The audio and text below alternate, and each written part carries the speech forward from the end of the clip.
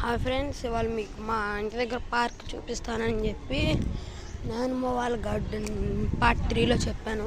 So ఇప్పుడు చూపించడానికి వెళ్తున్నాను నేను. ఇదే పార్క్ రోడ్డు.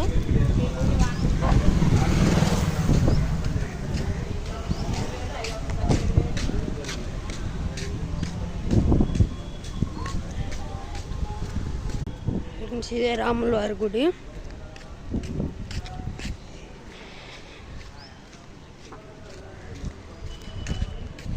ఇదేమో ఇదివరకు లైబ్రరీ లాగా వాడేవాళ్ళు. ఇప్పుడు లైబ్రరీ చదివింది. ఇదేమో పాల కేంద్రం.